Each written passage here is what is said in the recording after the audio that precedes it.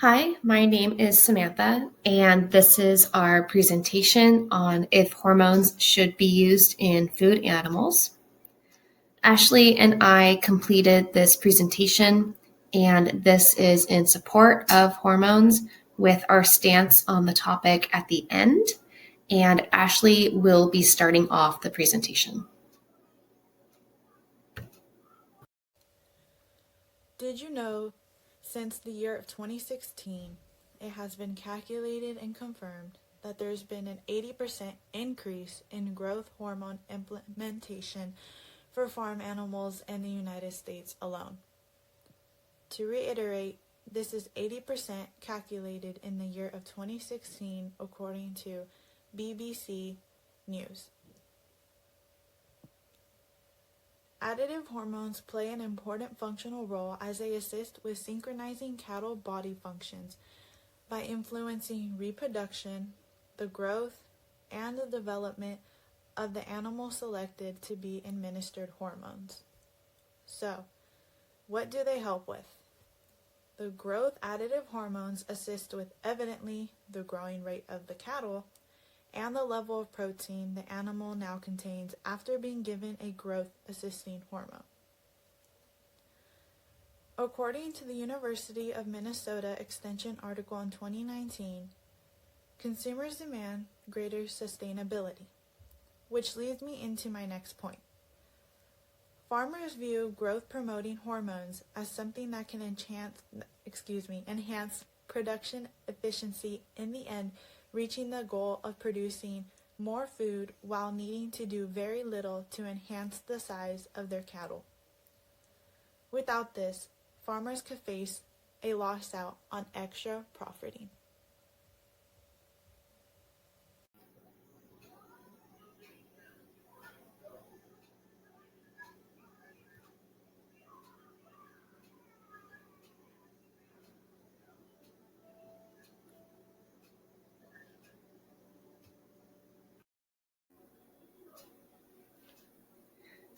Why is there a misconception on the use of hormones in production animals? Understanding where food comes from and how it gets from the farm to the table is important for understanding livestock education. The lack of public education on where their food comes from fuels the misconceptions of livestock management and the purpose of production animals. With the lack of understanding, the addition of hormones or antibiotics in production animals are seen as an invasive treatment and are marketed negatively. Per the FDA, all approved steroid implant products have a 0-day withdrawal. This means that the meat from the animal is safe for humans to eat at any time after the animal is treated. Unless otherwise approved and labeled for reimplantation, only 1 ear implant may be given to an animal during a specific stage of growth. No steroid hormone implants are approved for growth purposes in dairy cows, veal calves, pigs, or poultry. Also per the FDA approves these drugs only after information and/or studies have shown that the food from the treated animals is safe for people to eat and that the drugs do not harm the treated animal or the environment. The drugs also have to be effective, meaning that they work as intended. The labeling for each product provides all instructions for safe and effective use and is approved by the FDA. For each approved product, the FDA also makes available to the public via its website called a Freedom of Information Summary that summarizes the information that the FDA used to determine that the drug is safe for the treated animals, the animal products, such as meat, are safe for humans to consume, and that the product is again effective. Some of the approved drugs are naturally produced throughout life in people and animals, such as estrogen, progesterone, and testosterone.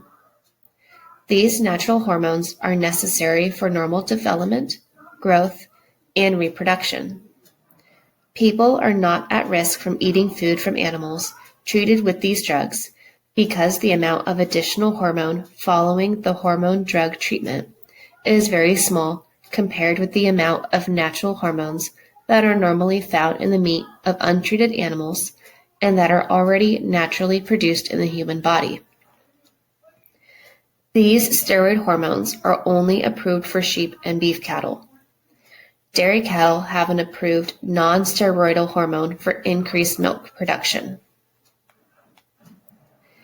This chart diagrams how much estrogen is in a treated beef cattle versus animals and other products without added hormones. Soybean oil is a common cooking oil with noted health benefits, such as essential fatty acids. But for someone who is avoiding eating beef due to the concern of added hormones, that person is actually consuming far more estrogen in their diet than they may be aware of.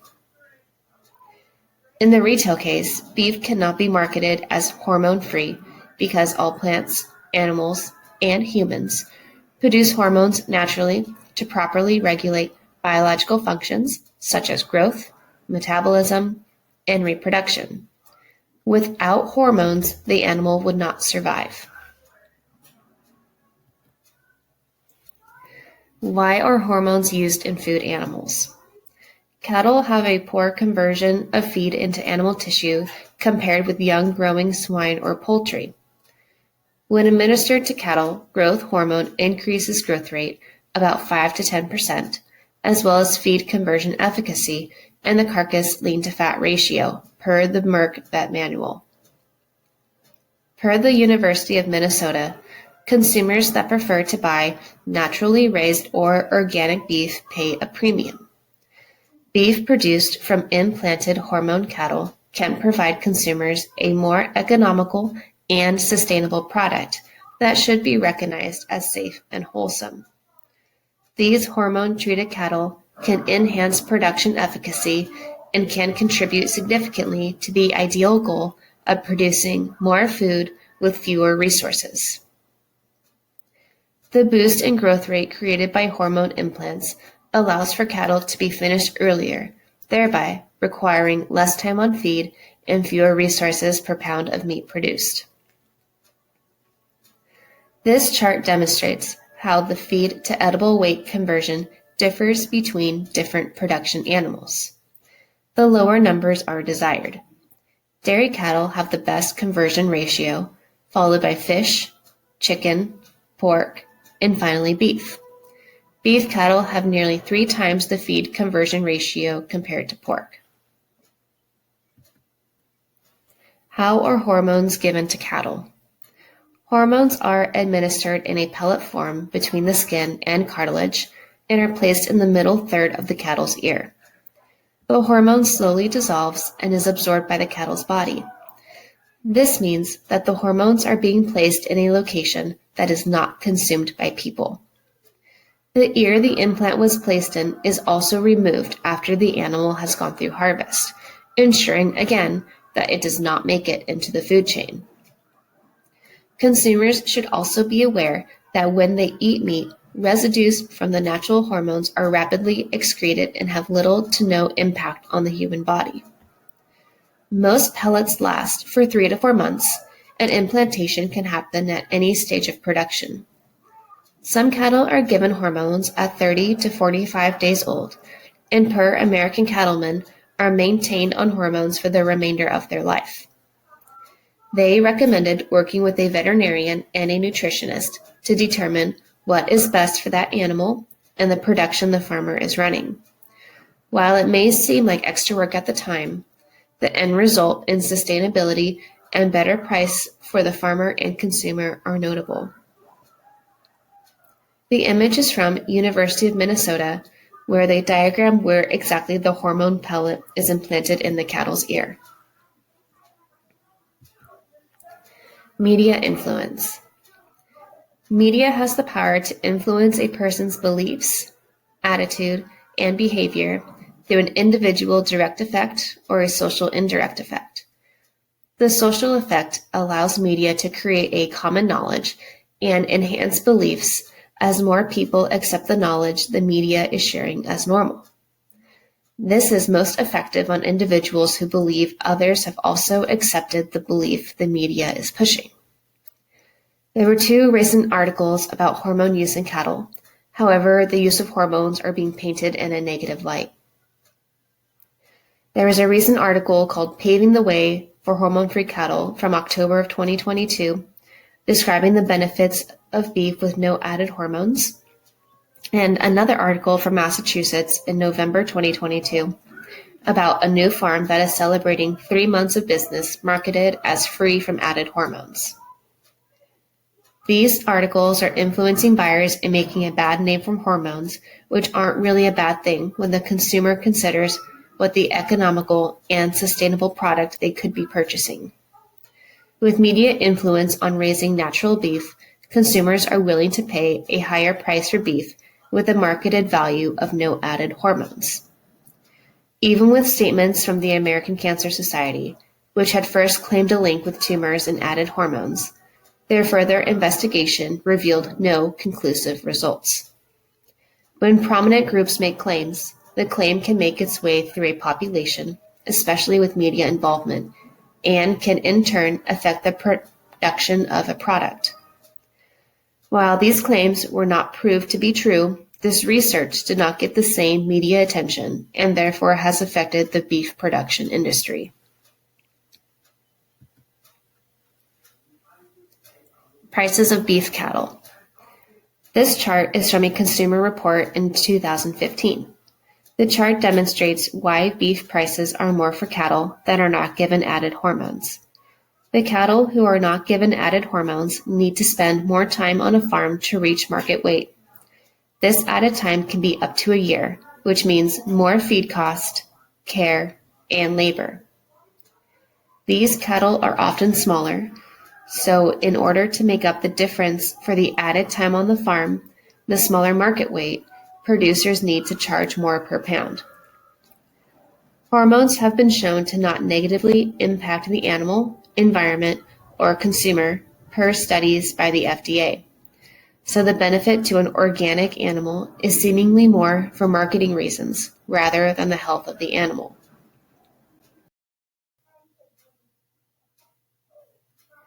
Summary of benefits of added hormones. Hormones are added to beef cattle have been shown in multiple studies to have no effect on human consumption. The false claims and media involvement have instilled a fear in the public that they are ingesting products that are harmful and have therefore influenced the promotion of a natural or organic beef without added hormones. The sustainability in using hormones to increase production and lower cost are beneficial to the producer as well as the consumer.